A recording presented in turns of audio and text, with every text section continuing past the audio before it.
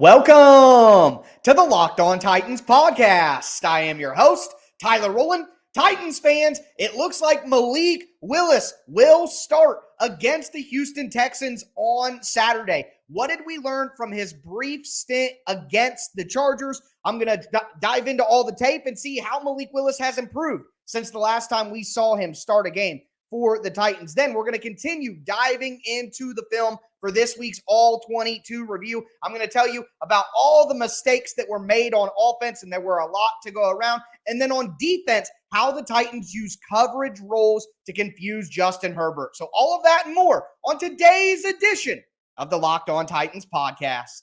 Let's get it. You are Locked On Titans, your daily Tennessee Titans podcast, part of the Locked On Podcast Network, your team every day.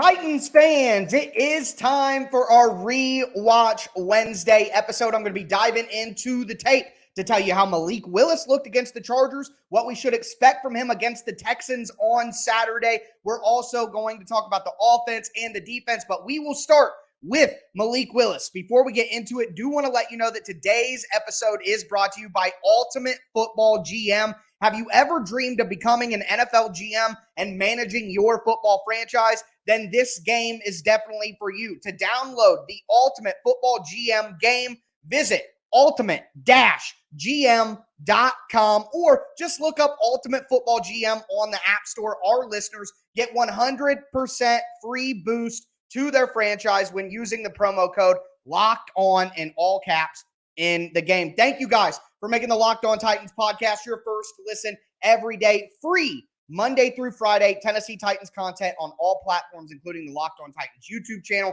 Subscribe there, smash the notification bell, and throw a thumbs up on the video right now. It goes a long way to help support the channel. It is free content, so I do appreciate just the free thumbs up in return. But diving into Malik Willis, the things that stood out to me, he was more patient.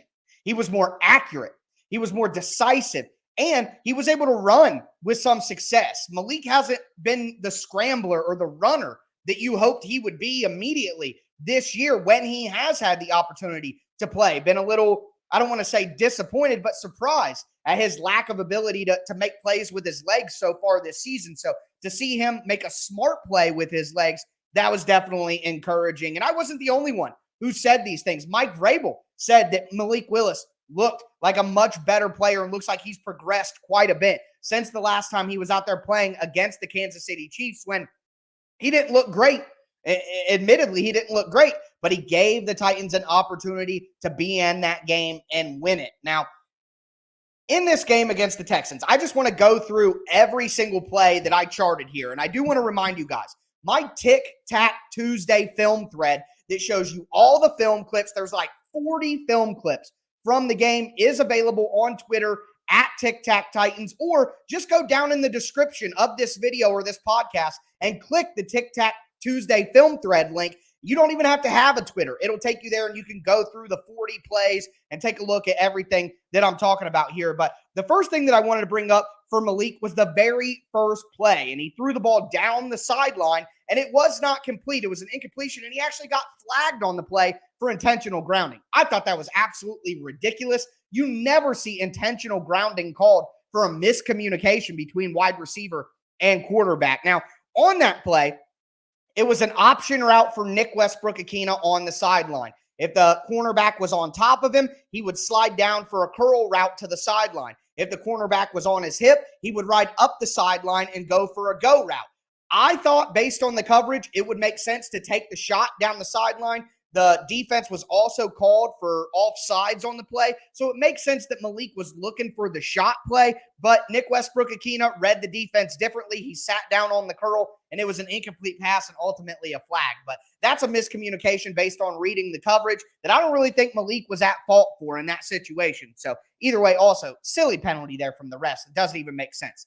The second play that I want to talk about was an RPO, and I mean a true RPO. not a read option that people confuse as an RPO. It was truly a hand it off to Derrick Henry or pull it back and make a throw. And what happened was Malik Willis was reading the slot cornerback. If the slot cornerback came up to defend the run against Derrick Henry, then Malik Willis was going to pull the ball and throw a quick in route to Chris Conley right where the slot cornerback used to be. And that is exactly what Malik did.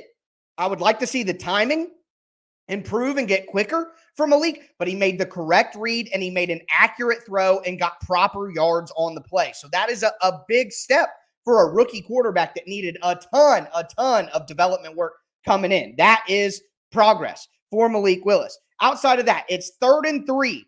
Malik Willis gets the ball in shotgun. He reads the defense. They're in a zone coverage. He has the option of going to the running back in the flat or hitting the sit-down route to Austin Hooper. Well, the running back goes out to the flat. The zone defender goes with the running back to the flat, which opens up a little bit of a crease for Austin Hooper. Malik Willis drives it in. 1st down, Titans. And the blitz was in his face. Malik had to take a step back and then throw it because the blitz was right in his face. So these are progress plays for Malik Willis. Yeah, they seem routine, but he needed help with making the routine play. So continuing forward, play number 4 for Malik, a missed play action fake to Derrick Henry, but at the end of the day, it didn't matter all that much. Now you look downfield, there is no one open. There's no one open on the play. What does Malik do? He keeps his eyes downfield, slides up in the pocket, looks downfield. The linebacker starts to come at him, and then he makes his break, jukes him out, gets upfield for a good gain, slides as well to protect himself. All things that Mike Vrabel talked about in his press conference as progress for Malik Willis. I'm not telling you that Malik Willis is ready to be a starter. He's going to be a star QB, all this. I'm just saying he's making progress from his previous starts earlier in the year. Now, play 5 was a blown up screen. It was a fake screen to Henry one way, or a fake screen to Chig one way, screen to Henry back the other way. Dylan Radin's got a holding on the play, but it was a completely blown up screen. So I'm not going to blame Malik for a play that had no chance to work from the start if you look at it on tape. Play number 6, easy high-low read.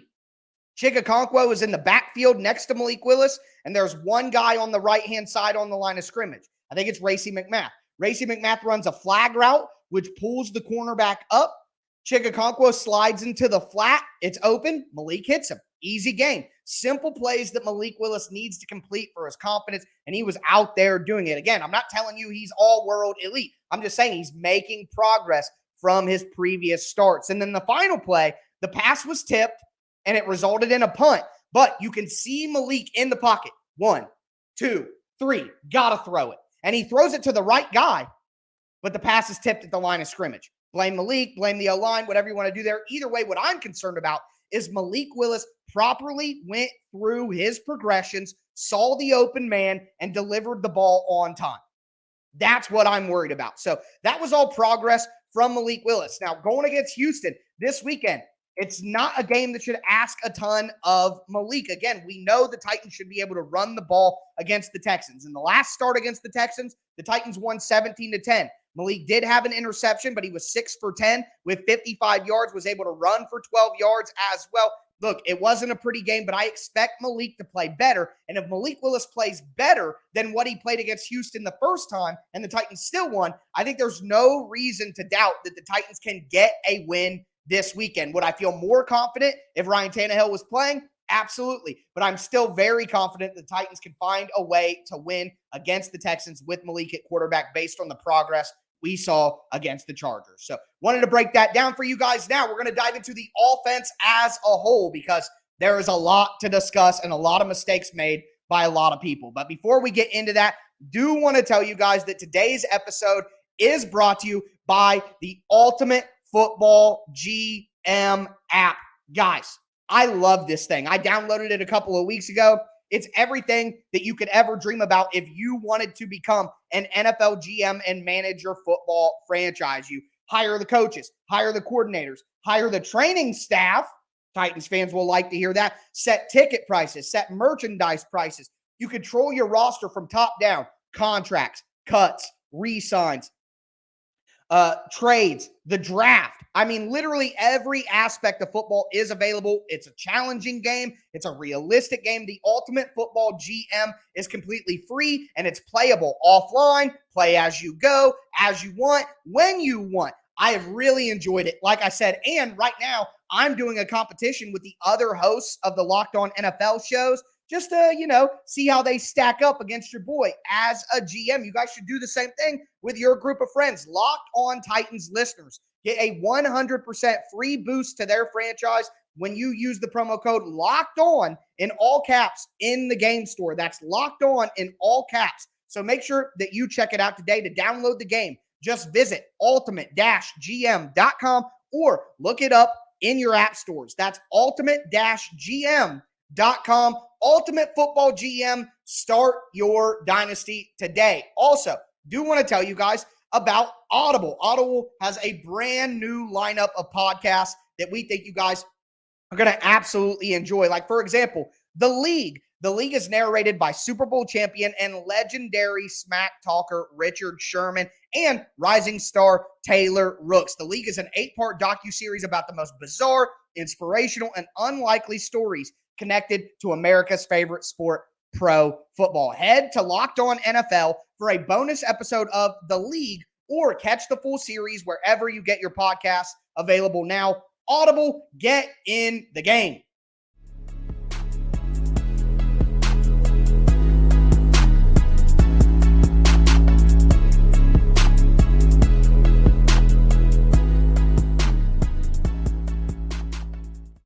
Titans fans, we are going to continue today's show breaking down the tape. What did the film say about the Titans' loss to the Chargers? We just broke down Malik Willis's performance. Now I want to dive into the offense as a whole because, of course, Malik only played for a couple of series out there, a couple plays out there. So let's dive into what happened with the offense in total. Before we get into that, I do want to thank you guys again for making the Locked On Titans podcast your first listen every single day. Remember, Monday through Friday, Tennessee Titans content for free on all platforms all year round. Locked On Titans, it's your team every day. Getting into the offense. Remember, the Tic Tac Tuesday film thread with all the film clips, everything you guys want to see, the description is down in the link is down in the description right now. It's free. Just click on it, scroll through the plays, check out the film clips. You'll see exactly what I'm talking about here. But the number one thing I want to talk about is pass protection, first and foremost. And yeah, it's no surprise to anybody when we talked on Sunday after the game. Dennis Daly was awful, but Aaron Brewer also awful in pass protection. A good day in run blocking, no doubt for Aaron Brewer. But in pass protection, it's just too poor to be out on the field. And not only that, but Nicholas Petit-Ferrer, let's just say right now, while NPF is not the highest person on the blame list on the offensive line, asking a rookie tackle who was a third rounder to consistently win one-on-one every week because you got to help the other side so much, it's tough for a rookie to do. You guys remember when Jack Conklin made All-Pro his rookie year, the Titans chipped and helped him so much to boost his performance. They aren't doing that at all with Nicholas Petit-Ferrer because they can't afford to. They simply can't afford to every play. Now, the problem is when the pass protection issues are there the entire time, they create other problems. They create a domino effect. Number one, if you want decent pass protection, you're going to have to leave two guys in to chip because you're going to need to help NPF and you're going to need to help Dennis Daly. So when you leave two guys in to chip, what are those guys not doing? Running a route. So a lot of the time, the Titans are chipping on both sides with the tight end and a running back, or a wide receiver and a running back. And then there's only three guys out in the route. The defense has 6 or 7 guys playing zone coverage or coverage. Who is going to be open? Not only do you only have 3 guys out in the route, but those 3 guys out in the route are probably Austin Hooper, Nick Westbrook-Akina, and Robert Woods. Who is getting separation 3 against 7? Okay? Nobody is. Nobody is. Not on this team. Not with Burks out. So The Titans' issues compound on top of each other is basically what happens with the pass protection, how the Titans have to chip, and how that affects the routes. And then not only that, but the play calling. So hooks and flats is what I call it. Hooks and flats. The Titans run 3 wide receivers out, 2 on the outside, 1 in the slot or a tight end, just slightly detached from the line of scrimmage. They all go about 15 yards, and then they curl back. And then the 2 people who chip just go to the flats after they chip. Hooks and flats. Todd Downing runs that goddamn play every single week on 3rd and long. And you guys watch the game on TV. Why do you think Ryan Tannehill forces in passes to these guys that get tipped up in the air or get intercepted? Because we're running hooks and curls or hooks and flats nonstop. There's no threat of speed to go deep. There's no threat of a route to go deep. The other team knows that the Titans are going to run hooks and flats. So they drive hard down on the ball and down on the throw. Tannehill can throw it as hard as he wants. There's no room to throw it. And Tannehill has 2 choices. Either try to hammer in the ball in a tight window that's risky or take a sack. Those are his only options with the rudimentary route combinations that are being called for him on 3rd and long. So I say all of that to say pass protection bad, play calling bad, receivers bad. However, like I said, there is blame to go around, and that's where we get into my, I guess want to say, as fair as I could possibly be, critique of the Titans' 2 best players on offense. Number 1, Ryan Tannehill missed a couple of throws in this game that are unacceptable. People were open. He had enough time to throw the ball. I know. I've been trying to drive this point home online all day. The O-line can be terrible. The wide receivers can be bad. The play calling can be bad. And we can still fairly criticize Ryan Tannehill, who missed some throws. We were all mad about those 3rd and 2 in the second half. There were 2 3rd and 2s in the second half. On at least one of those, Tannehill had a wide open guy and just missed it. Just misread the field. Tannehill's mistakes are usually he just misread the field. He didn't read the defense properly. And we talk about Tannehill's struggles. He is not an anticipatory quarterback. He has to see a guy wide open to throw it. He doesn't anticipate someone's going to be open. There was a drag route to Nick Westbrook-Akina off play action that was wide open. And all Tannehill had to do was see the way the defense was playing. There was a flat cornerback who was coming up on a flat route. There was a deep guy who was going back with Racey McMath. It was on the interception. There was a deep guy going back with Racey McMath. Dalen Waters, I'm sorry, but you are the dumbest person in the chat right now. Every comment that you have made is inaccurate, wrong, off base. Like Jimmy G will be with the Titans next year. Dude, you should watch the show as long as you possibly can because you need educated. You need basic football knowledge is what you need. And Aurelio Carter, I'm not religious, so goddamn is not cursing to me. I'm not a religious guy, so it means nothing to me. But moving forward, the point is everyone else can play bad, but that doesn't mean that we ignore when Tannehill plays poorly too. And I don't think Tannehill played poorly overall, but I watch Pat Mahomes. I watch Joe Burrow. I watch Justin Herbert. I watch Josh Allen. I watch these QBs every week not only make the easy plays and make the plays they should make, but go above and beyond and make plays that they should never play. Joe Burrow made it to the Super Bowl last year with the worst offensive line ever. Pat Mahomes right now, the 2 offensive tackles for the Chiefs, both their offensive tackles have as many pressures allowed as Dennis Daly. Pat Mahomes' offensive line isn't awesome. Joe Burrow's offensive line was the worst in the NFL maybe ever last year. So, again, the O-line, the play calling, the receivers, all bad. I agree. But that doesn't mean that you don't criticize Tannehill when he makes mistakes as well. And when I see other quarterbacks with just as bad of offensive line play, finding a way to make plays, at some point, we have to blame Tannehill too. And listen, I'm going to tell you guys straight up, Derrick Henry has regressed. Now, the offensive line, poor. Play calling, poor. Again, all the same things with Tannehill. But that does not mean that Derrick Henry hasn't regressed. He has been tackled by arm tackles at the line of scrimmage. He has been taken down by defensive backs in one-on-one situations. He has missed so many holes this year. So, Derrick Henry, still a very good running back, still a very good player, but he has regressed from his prime. He is not as good as he was 2 years ago. He's simply not. And I know that sometimes that makes you guys so mad when I criticize the star players because you think that means I'm blaming them instead of blaming all the other problems. I'm not saying Derrick Henry and Ryan Tannehill are the number one issue with the offense. They are far and away not. The O-line, the play calling, the receivers, a much bigger problem that needs to be solved. But that doesn't mean that Ryan Tannehill and Derrick Henry play their best every single week and still lose. They did not play their best this season. They have not. Okay? It's just the truth. It can be fair. It can be multiple things at once. It's not just the O-line or just the play caller or just the wide receivers. It's everything.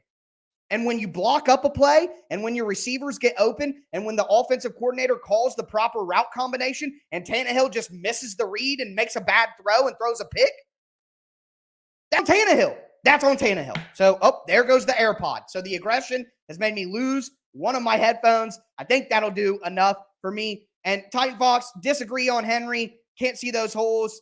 Okay. You watch every snap on TV. Go watch the film. Go watch the all 22 from the end zone that I have posted for you down in the comments. I am spoon feeding you guys film for free. If you want to disagree with me because you're uninformed, go ahead. But until you watch the film and point out to me where he didn't miss the hole on obvious plays when he did, then you don't have anything to say. Prove it. Show the film. Post the clip, because I have. I'm sick of people telling me that Tannehill and Derrick Henry are blameless. They aren't blameless. They aren't the most to blame, but they are not blameless. That's all I got to say about that. But before we move forward, do want to let you guys know that today's episode is brought to you by Total Wine and More. This holiday, find what you love at Total Wine and More. With so many great bottles to choose from, it's easy to find a new favorite single barrel bourbon or the perfect gifts for everyone on your list with some help from their friendly guide. And all of that with the confidence of knowing that you found something special for the lowest price. Love what you find only at Total Wine and More. Curbside pickup and delivery are available in most areas. Visit TotalWine.com to learn more. Spirits not sold in Virginia and North Carolina. Drink responsibly. Be 21.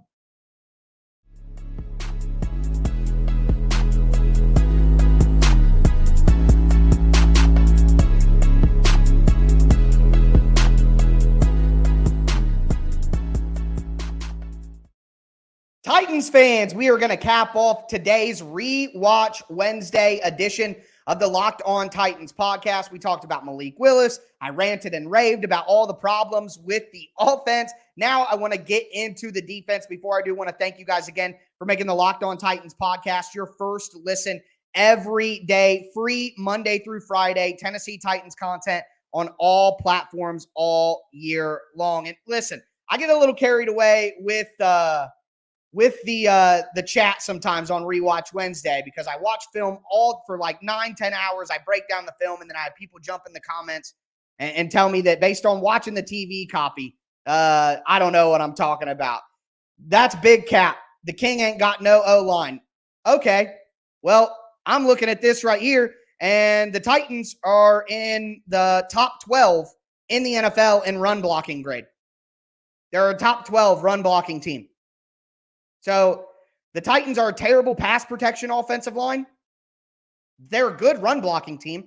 And I have over 10 examples for you, double-digit examples this year of Derrick Henry missing holes. So I know it hurts our souls to hear it, and it doesn't mean that he's bad, but we just have to accept the realities, man. We got to come to terms with the realities here. So anyways, moving into the defense, coverage roles. The Titans defense was able to confuse Justin Herbert consistently. It was awesome to watch. So going through a couple of things. coverage rolls. What does that mean? The Titans would show a two-high safety look. They would roll one safety down to linebacker depth, take the other safety up to a single high look, and run cover 3, run cover 1 man. They would do a roll the safety into single high and then run cover 2 invert back to a 2-high safety coverage. So that stuff was awesome. They did it from 1 high as well. A single high safety, a deep free safety, post safety look. And what they would do is they would invert and have the slot cornerback or the outside cornerback come back to play the deep half in cover 2. I mean, they ran cover 3, cover 1 man lurk, cover 1 man hole, cover 2 invert, cover 3 cloud, which the Titans don't run a ton, but I love cover 3 cloud as a coverage. Cover 4 palms. They did every kind of coverage that they run in the playbook out of single high safety looks and 2 high safety looks, and they rolled the safeties back and forth all day long. It was awesome. Now, got to give credit to the Chargers. Like the Bengals, they started to attack that coverage roll. So they would see a safety roll towards a certain area, roll down. Let's say it's a 2-high safety look. A safety rolls down into the box. Well, the Chargers know it's either going to be cover 1 or it's going to be cover 3. Either way, that means the outside cornerback is responsible for a deep part of the field, which means that the flat and the sidelines on that side is going to be vulnerable. So with that in mind, they started doing, good example, they do little tight end screens where the tight end would fake block and then pop out into the flat. They would have a chip and release into the flat. What they were trying to do was get the Titans in their cover 3 or cover 1 defense and then attack the flat on the side opposite of the safety roll. I mean, it was really smart. It was a really smart plan. Also have to mention, the Titans played nickel defense all day long. They didn't care. The Chargers could go in 2 tight end. The Chargers could go in any formation or personnel group that they want.